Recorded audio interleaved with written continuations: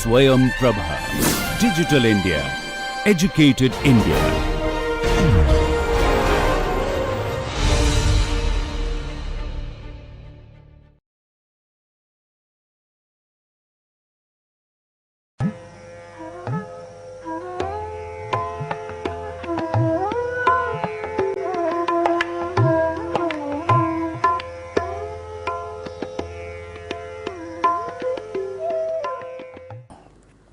Welcome to this class. In the last class, we discussed how to analyze a case. We took the example of the IT major company in India, one of the IT major companies in India, that is Infosys.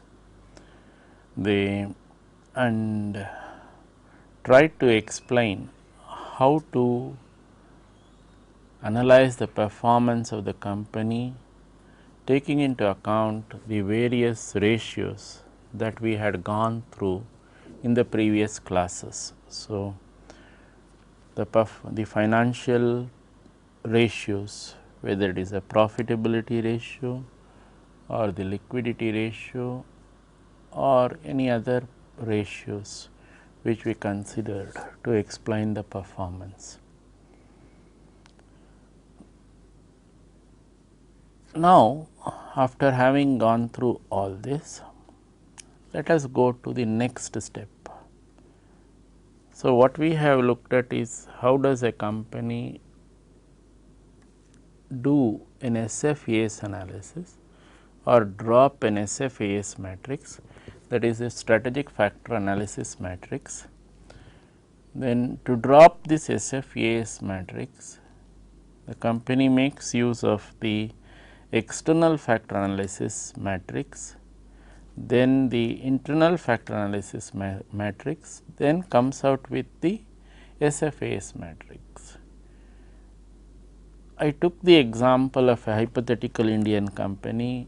I took the example of an existing American company, consumer durable company, to explain the different points with respect to all these matrices, whether it is the EFAS or the IFAS and the SFAS. Then we looked at the performance indicators with respect to the companies for case analysis and analyzed the performance of Infosys. Now, let us look at why are we doing all this, that is why are we looking at the analysis of these companies, so that we can be a company's business strategy can be more focused. Now, let us look at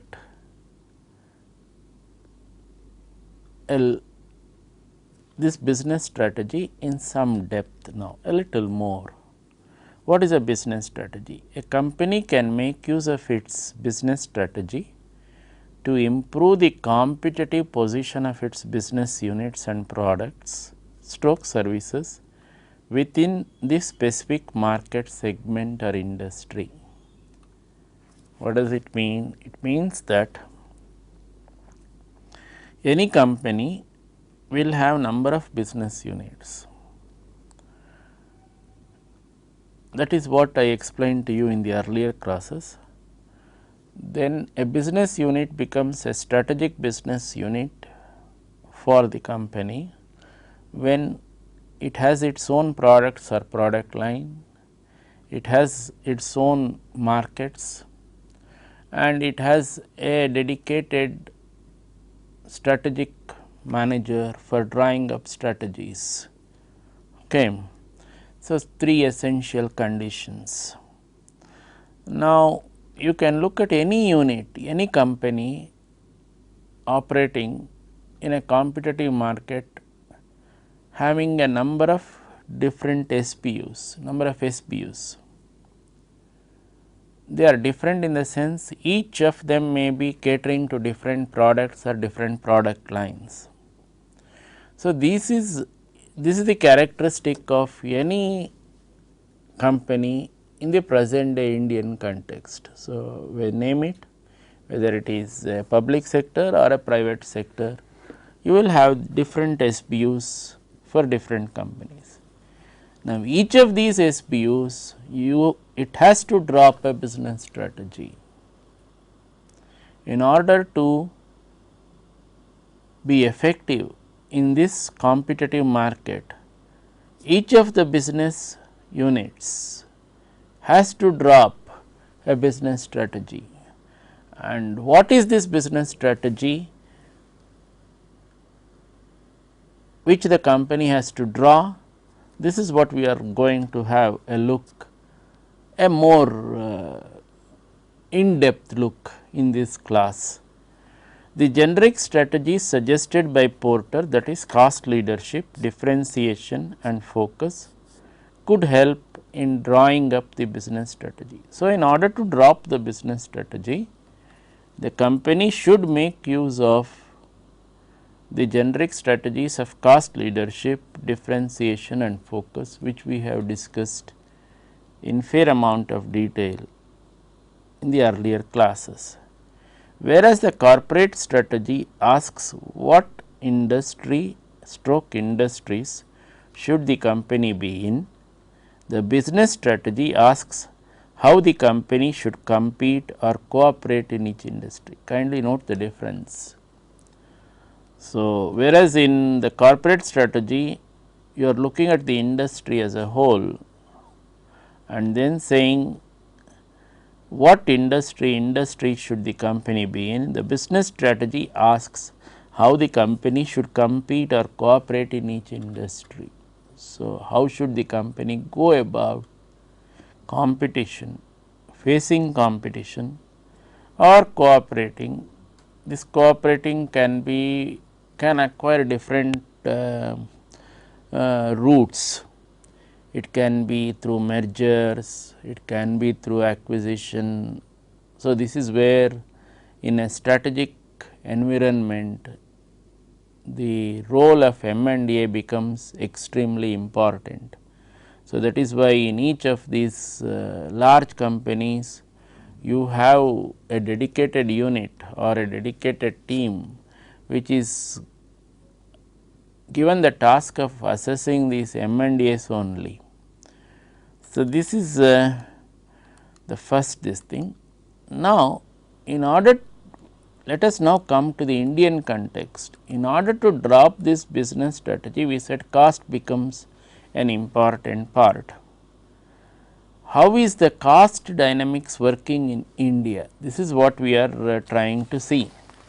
Now, before we go to this cost dimensions in India, let us see, let me take you through one exhibit which is given in my book, that is the differentiation focus strategy. That is I just told you, in order to drop the business strategy, a company should go to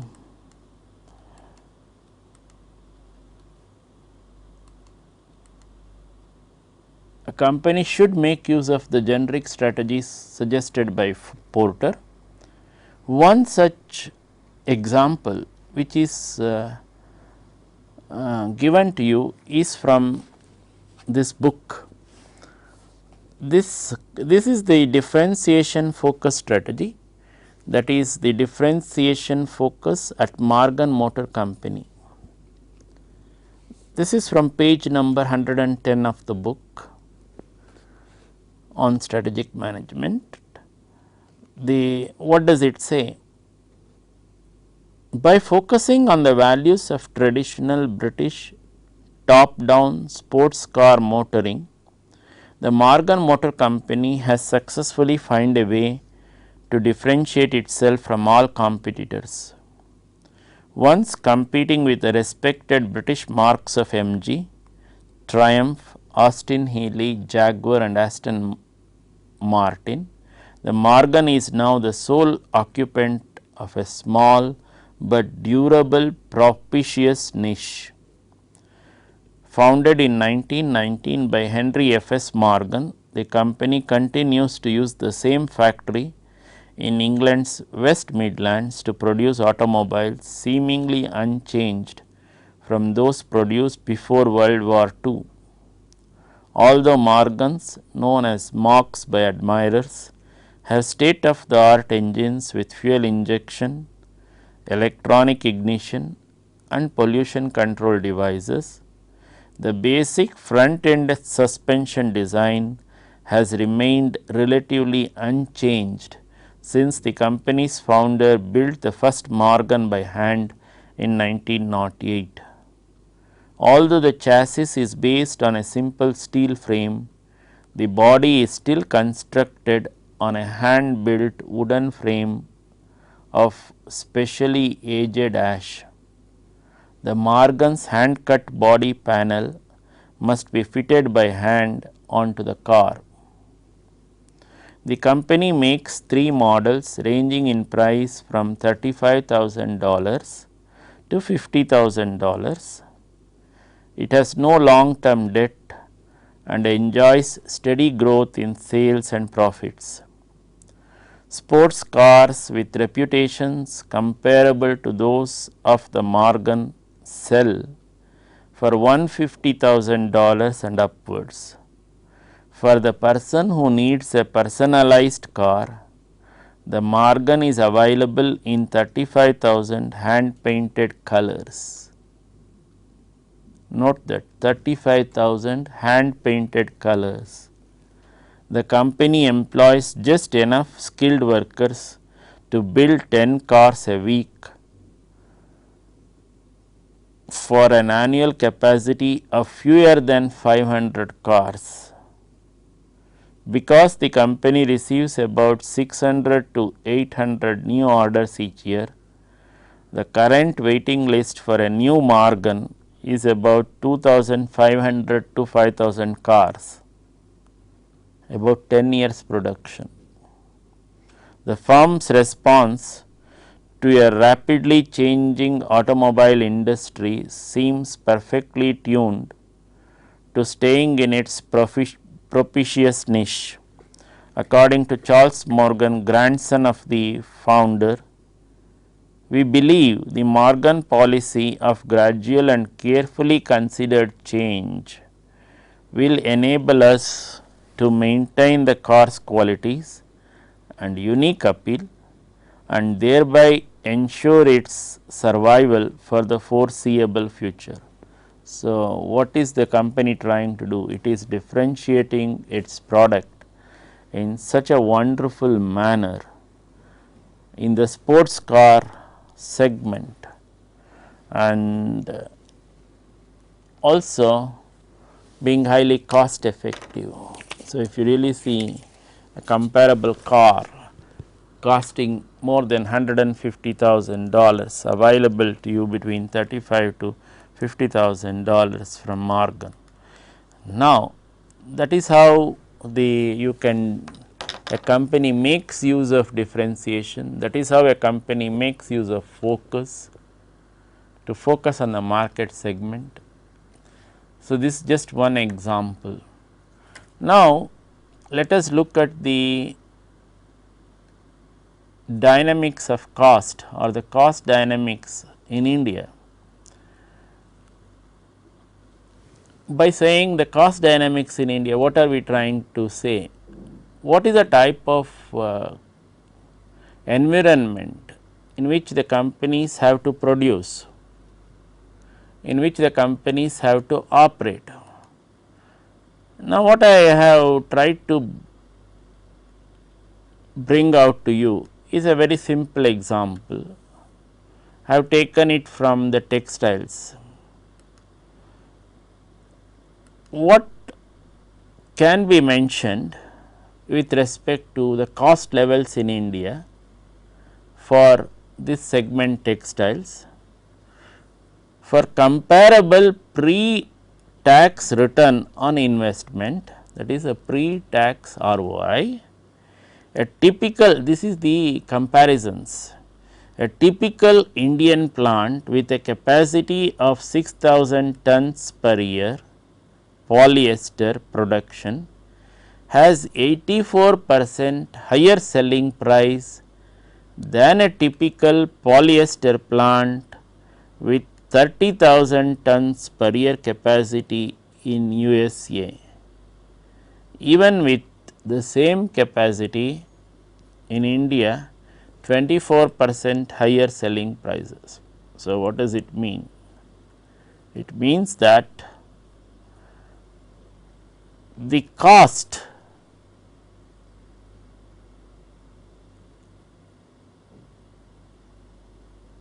suppose you take the ROI, pre-tax return on investment,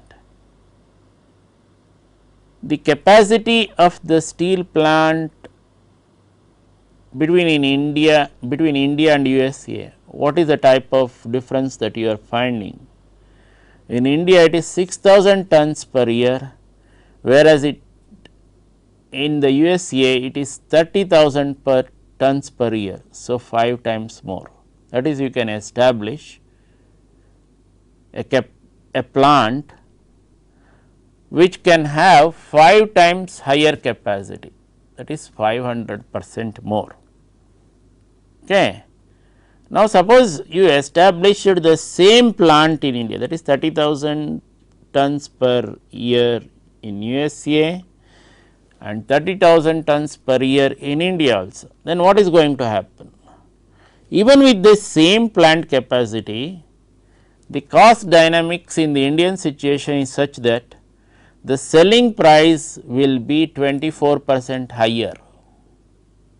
So, you are not deriving any cost advantage, even though you may say we have got surplus labor, that is our labor cost is extremely competitive, all those types of things really not working out when it comes to the market dynamics situation. This is what is happening in textiles, but the similar trends are obtained in other industries also, like tire and tube, aluminum, steel. What might be the typical causes? Why is it happening? We have a labor advantage, labor cost advantage, India does not lack in its natural resources, all those types of things. We have all the types of plus points there, but still why our product cost is coming out to be higher? The possible causes: our excise duties are higher, similarly customs, sales tax levies, then the uneconomical production levels with which we operate. So, this is what is called, this is what I mentioned, the economies of scale should be kept in mind while operating the plant in the earlier classes. Then many of our units use obsolete technology, with the result the production suffers, then consequently the sales also suffers. So, the profits also suffer, come down, high break even points, excess dependence on import of semi finished goods. So, high costs have narrowed domestic consumer markets and there is heavy competition in international markets. Larger size, now what is the solution for this? There is no point in the Indian industry, especially the manufacturing industry like the ones which we discussed, looking at only small size plants. They must be willing to look at large size plants. This is what is happening now, as you are seeing many states, whether you name the state of Orissa or even now this recently the state of Karnataka going in for large size steel plants, or at least there is a MOU signed between this Mittal group, who is a well known steel manufacturer in the globe, from India, to start up steel plants in Orissa and also in the state of Karnataka. So, this is the way things are changing even in the Indian context. So, in other words, what does it mean? The manufacturers realize that it is in their own interest to build a large size plant. So, larger size plants not only save on initial investment cost, but also on operational costs, that is cost versus size of production. Now, let us look at cost versus market. What happens? Suppose it is a seller's market. What do you mean by it is a seller's market? There are number of sellers selling the same product. Now, how should in such a situation, how does the price of the product get reflected in the marketplace? What will be the price that will be charged for the product? So, in such a situation, what is going to happen?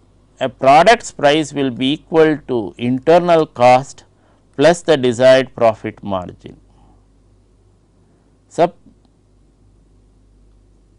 Suppose it is a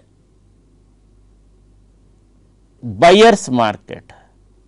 There are number of sellers producing different products, but making all differentiations. Then this first line, that is the product's price, will be equal to internal cost plus the desired profit margin. So, the company can say I want 10% profits minimum, it will work in the marketplace. Suppose it is a buyer's market. So, large number of companies producing the same product, buyer is having a choice to pick between A, B, C, D like that. Then what is going to happen? The profit margin for the company will get dictated by the prevailing market conditions. How does it get reflected in quantitative terms? So, in a buyer's market, the profit margin will be permissible price minus the internal cost. It may result in profit, or it may also go to loss. Then or the tolerable cost would be equal to the permissible price minus the acceptable profit. Now, in the light of this cost dynamic scenario which we are looking at, it may be better to look at the experience curves. These experience curves give for a company a different type of approach towards the market. That is, you make use of the experience of the production shop worker to come out with more number of units. That is, as his experience increases in a particular line of production, it is very possible that he may be able to increase his production, because he is going through the same production cycle over and over again. There is a learning which is taking place. So, when that learning which is taking place is getting reflected in higher production, what is going to happen? The unit manufacturing cost will come down. So, the unit manufacturing cost, when it comes down, what is going to happen? So, just I am giving you a small example of this experience curve by bringing out this in this manner. The unit manufacturing cost decreases when production quantity increases. When production quantity increases, what is going to happen? The time of direct labor components for each item also increases. So, that is the type of this thing which is going to happen. So, this is the direct labor components for each item also increases. Now, suppose you are operating in a 80% experience curve. So, this experience curve is a typical hyperbola.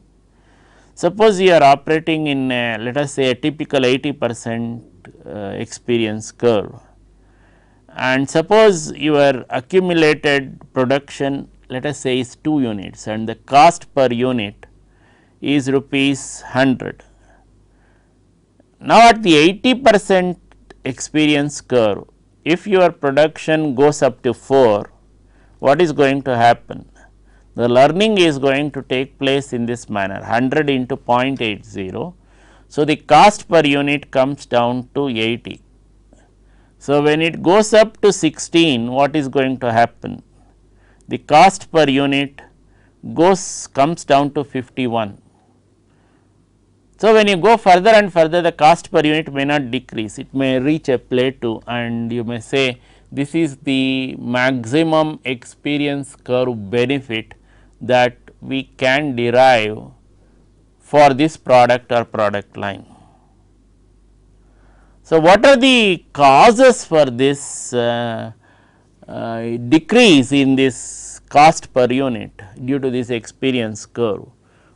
Why does the cost come down? It may be due to improved labor productivity, it can be due to increased specialization, or it can be due to innovation in production methods, value engineering and fine tuning, then the line balancing, rationalization of methods and systems. So, in other words, what is it, what are we trying to say? We are trying to say the company should make use of the learning process of the workers to come out with products at lower costs. When you come out with lower cost products at lower manufacturing costs, then it is possible that you may be able to compete better in this competitive marketplace. A few more points on this experience curve. Experience curves are simple approximations of extremely complex real time relationships. Extreme care is to be exercised to get reliable results. Distinguish time from experience, unit experience, and consider influence of time. These are highly very important points to note. Distinguish time from experience. What does it mean? A person might have spent a long time in the organization, but might not have really improved his skills. Then his longer stay or duration of stay in the organization has really not benefited the organization. So, this is why we say quality is very important. How does quality get reflected? Quality gets reflected in the quality of the labor which goes into the production of the product also. Sometimes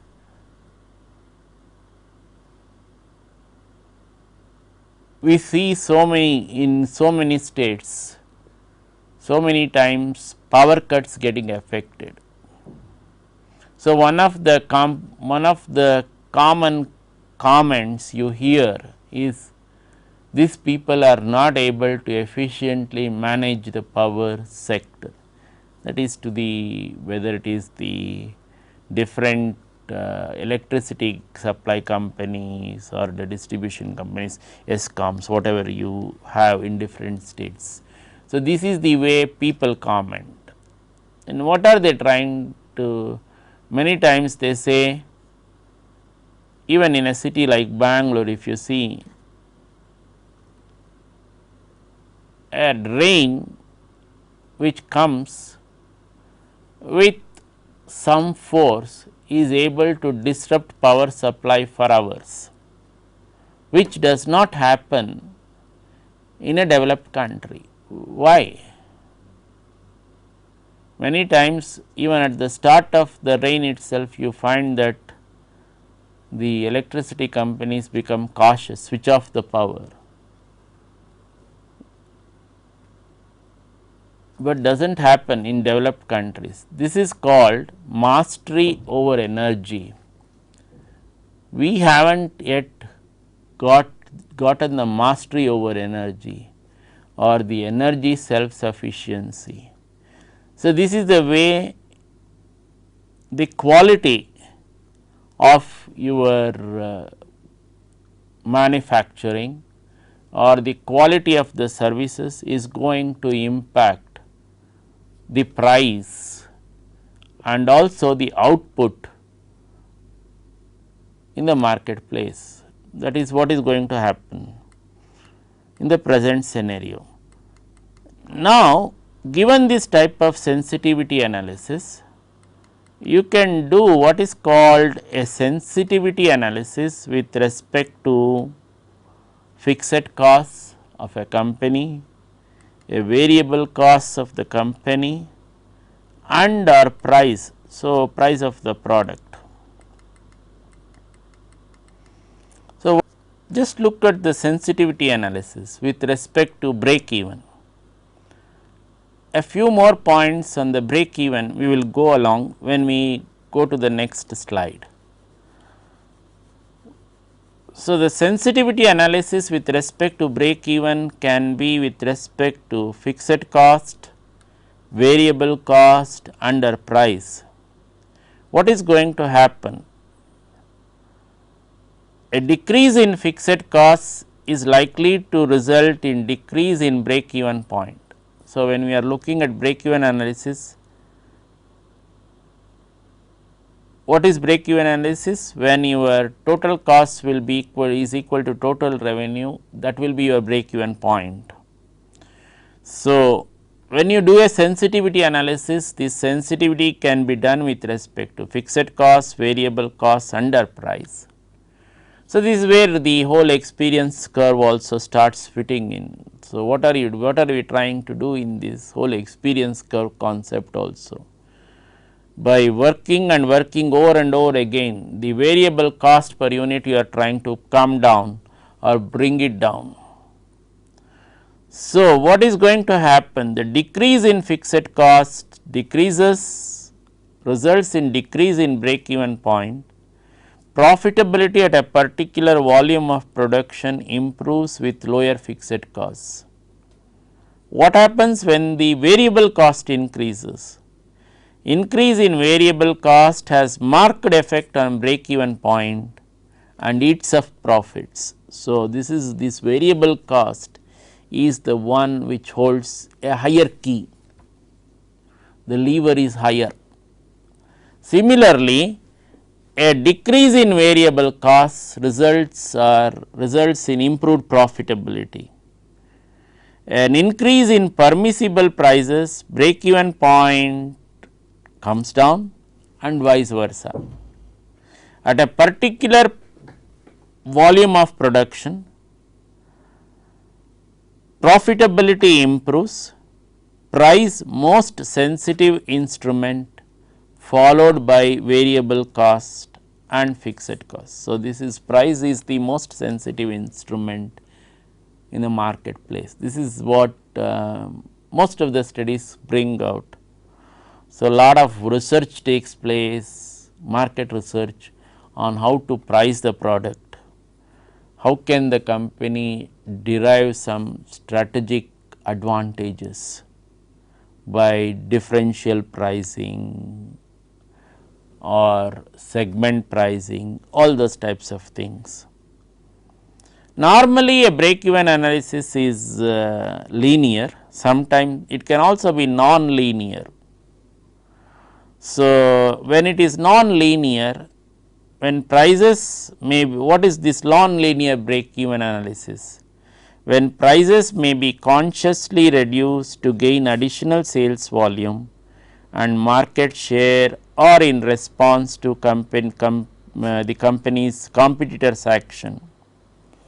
So, the assumptions on which this break even analysis works many times unrealistic also. Fixed costs fixed for all production volumes, variable cost do not fall with increasing level of production, total cost and total revenue vary in linear relationship with output, then maximizing profit before interest and tax is the desirable business objective. Many companies may have different business objectives also. So, this is a type of thing which you have with respect to break even analysis. This break even analysis, if you really see, it can be represented by these equations. The total cost is equal to the fixed cost plus the variable cost into the quantity quantity produced or the quantity which the company is able to really take out of its production lines. What will be the total revenue? The total revenue is the price charged by into the number of units sold. So, this is the way it will be. What happens at break even point? The total revenue will be equal to total cost. Then what is that characterized by? This is P into QB will be equal to FC plus VC into QB, and the QB, that is a break even quantity, will be equal to FC divided by P minus VC. This P minus VC is referred to as the unit contribution. So, this is the way break even analysis can be represented, and that is how the sensitivity analysis with respect to break even done. Now, as I mentioned, this break even analysis is one of the methods, a simple method by which you find out whether using the experience curve, whether you can bring down the variable cost. If you are able to bring down the variable cost per unit of the product, it is likely to result in improved profitability. But with all these good points which were mentioned, kindly note that this experience curve is a simple concept, not a very complicated concept. It can be a good framework for marginal considerations for predicting industrial scenario with respect to future costs, profit margins and corresponding cash flows for own and competitors operations. Has done very well in segments such as PC units. What are the implications in such as PC market? What are the implications of this? A few large plants with standalone production would be able to supply global marketing efforts, should be fully coordinated with manufacturing plants, lowering prices should not be with inferior quality, then more applicable when demand is elastic. What are the limitations of this experience curve? You find that determination of cost is one of the real hurdles. So, may not be able to determine very correctly. So, data regarding competitors you may not be able to get fully. A late market entrant has to operate at lower initial prices in order to survive, because the others might have already gained the advantages of the experience curve. This is the way the present situation you may find yourself in. All this brings you to this competitive market brings you to some considerations or some terminologies which are used frequently in the market setup, in the present market setup. We say a company has gone into doom loop. What is this doom loop? Why does the company go into a doom loop? This doom loop is a self reinforcing process.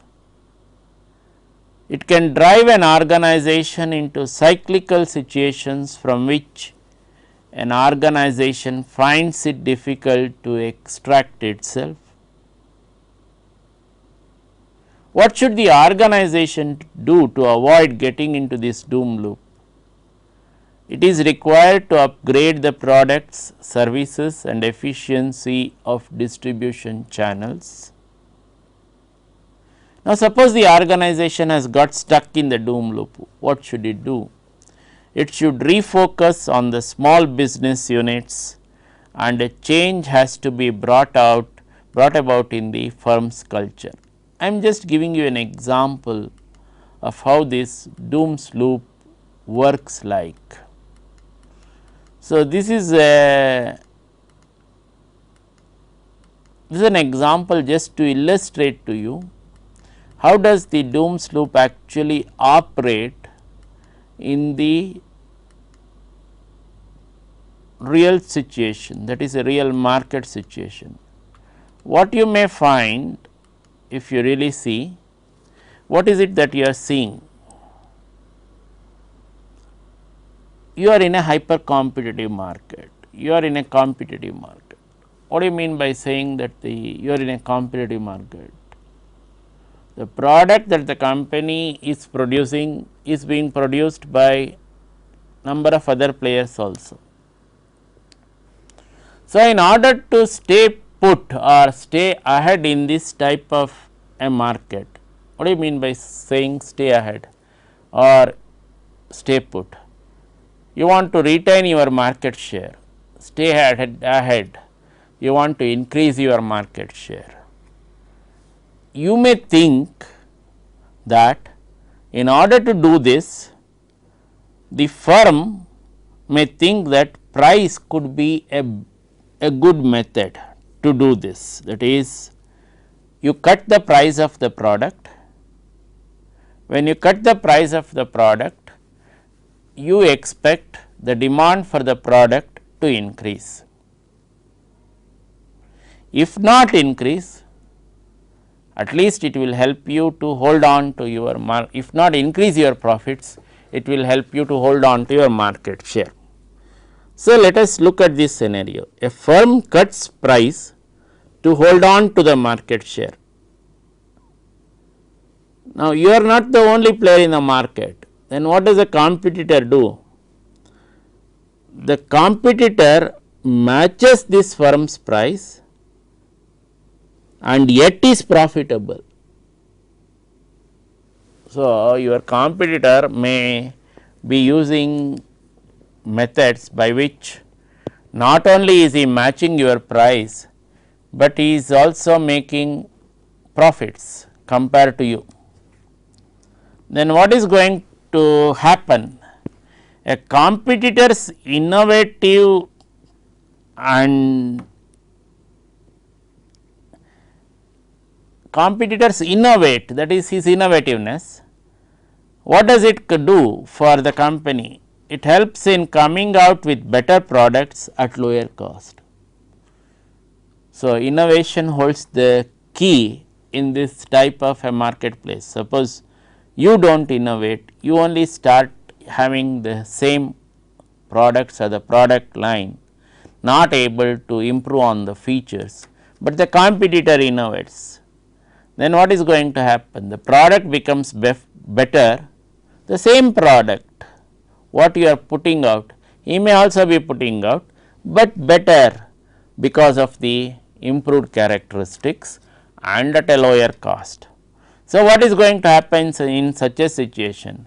The competitor is likely to gain market share at your expense, that is at the firm's expense. So, you are not able to match him. So, he gains at your expense. Then what is going to happen? Now, you start thinking, why did this happen? You find out the competitor is innovating, he is into this innovation mode. So, in order to go into this innovation mode, the company requires investments. In order to make this investment, the company should have got adequate margins. You find that in the case of your firm, you have got inadequate margins to reinvest. So, this is a situation where you find that employees are telling the company, we also want to innovate, but the company is not able to go along with the employees because it does not have adequate margin. So, you find yourself in this block, that is firm has inadequate margins to reinvest. Then what is going to happen? You have a situation where employees are wanting to really match the other players in the marketplace, you are not able to really help them with the margins that are required, that is the investment that is required, you are not able to match that. Then what is going to happen? Employees become demoralized. Then what is going to happen when employees become demoralized? The quality of the product and the services become poor. So, when this type of a doom loop starts coming in, the quality of the product and the services become poor. So, the best example for this doom loop exercise, many of the public sector units have gone into this doom loop, not able to match the private sector. The latest one to happen is that of the Mysore lamps right here in Bangalore, was coming out with good quality, that is ISI certified quality tube lights, incandescent lamps, all those types of things. Because of the different types of administrative glitches to which the company got into, it found itself competing in a market and getting into this type of a doom loop exercise. So, getting to extricate itself from this doom loop proved very difficult for the company. The result is the company was forced to shut down such a nice company, coming out with good products, no problem with the product of the company, but still not able to hold on. Why not able to hold on? Because of this so many of the operational problems into which it got itself into. The result is the company itself had to close down. So, that is the type of result which these doom loops can impose on a company. Okay. We stop here, we continue in the next class. Thank you.